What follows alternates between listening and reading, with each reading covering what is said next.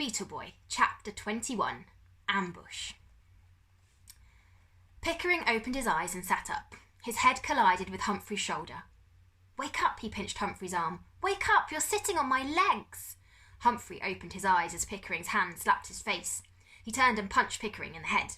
Pickering's head bounced off the mattress and headbutted Humphrey's shoulder. "Get off me!" "Where am I?" Humphrey groaned. "My head hurts." "You're on my bed, in my sitting room, sitting on my legs." "Keep your hair on," Humphrey said. Leaning forward and grabbing the door frame, he heaved himself to his feet, and the end of his bed that was hanging in the air clattered to the floor. Pickering wailed. He could see his feet but couldn't feel them. "You've broken my feet!" They do look a bit wrong," Humphrey conceded, scratching his head. Pickering's feet were pointing in the opposite direction to normal.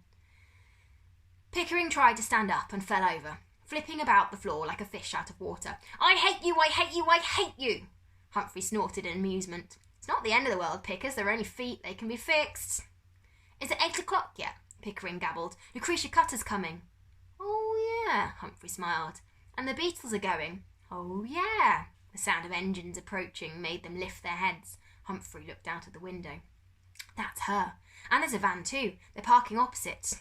"Oh, no. Are you sure it's her?" "Uh-huh," Humphrey nodded. "But I can't walk," Pickering howled. "Sorry about that," said Humphrey unapologetically. There was a knock at the front door. Humphrey headed out of the room. "No!" Pickering's arms flapped. "Where are you going?" "To answer the door." "Not without me, you're not." Humphrey grinned meanly.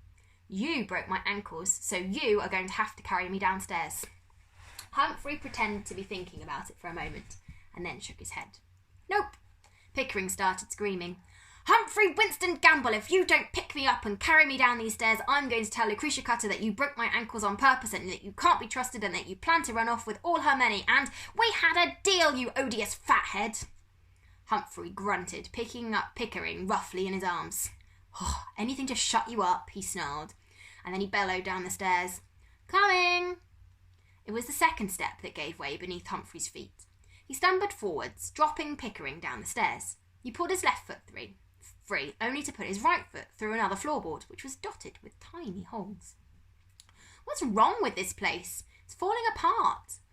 "What's wrong with you, more like?" Pickering rubbed the lump that was already forming on his forehead. "You need to go on a diet." "Shut up, or I'll throw you all the way to the bottom." Humphrey grabbed up Pickering again, angrily slinging him over his shoulder. Pickering suddenly found his head resting against Humphrey's enormous buttocks. Wary of the stairs now, Humphrey descended slowly, testing each one before stepping down. "Be there in a minute," he bellowed, carefully stepping over each hole-speckled stair. As he made his way down to the front door, he noticed with some satisfaction that his bedroom door was ajar. He must have been confused last night when he thought he couldn't get it open. That boy, the one who'd mysteriously escaped, was haunting him. He'd started to see him everywhere. In the street, in Pickering's junk out the back. He even thought he'd seen him outside Towering Heights yesterday. He shook his head and made a mental note not to kidnap any more children. "Just a second," he called, almost able to taste the piles of cash that were waiting for him on the other side of the front door. He opened the door to find 2 black men in suits. "Who are you?" Humphrey asked. "Dankish," said a man who looked like he kicked puppies for fun. "And I'm Craven," the taller, leaner man said with a nasty smile. "We've come for the Beatles." "Is she here?" Pickering asked Humphrey. "I can't see anything but your huge backside." Ignoring the 2 men, Humphrey strode across the road to Lucretia Cutter's car, Pickering slung over his shoulder, oblivious to people's stares. The darkened window dropped to reveal gold lips and dark glasses. "Hello," Humphrey giggled. "Thanks for the champagne." "I have no idea what you're talking about," Lucretia Cutter's eyebrow shot up above her glasses. "Have you been drinking?" Turn around, Pickering slapped Humphrey's backside. Humphrey swung him around. "Hello, my dear Lucretia, fancy seeing you here," Pickering said, trying not to look upside down. "Stay out of the way," she said, and the black window rose, ending the conversation. Humphrey dumped Pickering on the pavement outside the laundrette. "You frightened her," he complained. "I hadn't finished talking to her." "They're our Beatles," Pickering scowled at Craven and Dankish, who were getting dressed in protective suits beside the back of their open van. "Why do these 2 get to have all the fun?" "We should get to do some beetle killing too." I want to go on one of those poisonous gas guns. He enviously eyed up the row of yellow canisters marked with a black skull and crossbones. Wouldn't the poisonous gas kill us? Humphrey asked. Pickering grabbed Humphrey's ankle and pointed on the floor to the van where there was a stack of spare gas masks. Not if we're both wearing one of these. This is it, Virginia said to Marvin as she peeped through a gap in the boards covering the Emporium window. There's Lucretia Cutter's car, and there are her henchmen. She looked at the frog-legged leaf beetle in the palm of her hand. We better go and brief the troops. Virginia tiptoed back through the shop to the stairwell behind the cupboard door and crept up to Pickering and Humphrey's kitchen. She pushed open the door and gasped. Legions of armoured beetles were lined up before her in orderly rows, prepared for war. Every beetle with jaws or claws, antlers or horns, weaponry or skill was there, gathered into regiments, hissing and spitting and flicking their antennae defiantly. On the floor, a multitude of black armoured rhinoceros beetles, Baxter's brothers, were lined up beside the stag beetles, who shook their monstrous antler-like mandibles, eager for a fight. On the sink draining board, ranks of emerald green tiger beetles, who move faster than the eye can see and whose scythe-like jaws tear their prey apart, were shoulder to shoulder with titan beetles, equal in voracity, but huge and mighty, with mandibles that can cut human flesh. Beside them were the courageous and carefree blister beetles, lined up alongside the diabolical ironclad horde, and the bombardier beetles. On the front line of the beetle army, in shining bronze, were the dung beetles, bringing powerful ball rollers to the battlefield. Awestruck, Virginia knelt down before them. They're outside now, she whispered clearly, hoping the beetles understood her. There are 2 men wearing helmets and protective suits.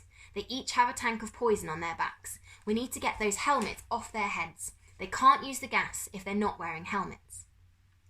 Once the front door is closed, I'll signal the attack. Dung beetles and bombardier beetles, you take the offensive positions at the top of the stairs. Remember, we have the advantage of surprise. They aren't expecting a fight. The beetle horde vibrated to show they understood.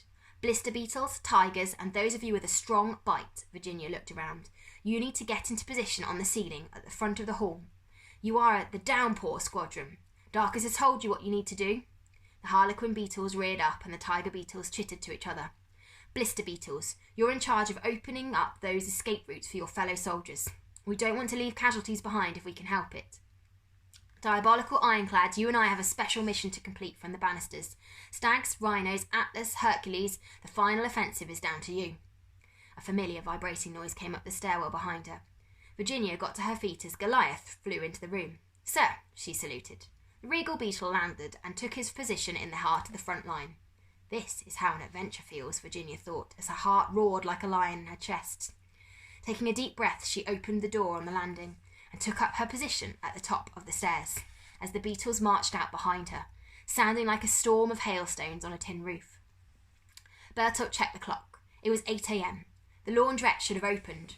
Trying his best to look normal, he left Uncle Max's flat carrying a laundry basket. He crossed the street, walking nervously past Lucretia Cutter's door, and was relieved to see the open sign on the laundrette door. Once inside, he called out, "Hello?" Checking the laundrette was empty, and then dropped down beside the washing machines in the window, lifting the towel that covered his backpack in the laundry basket.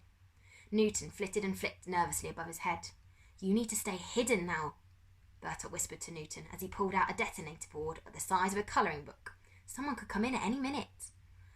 Screwed to the detonator were 4 switches, a bunch of wires and an antenna.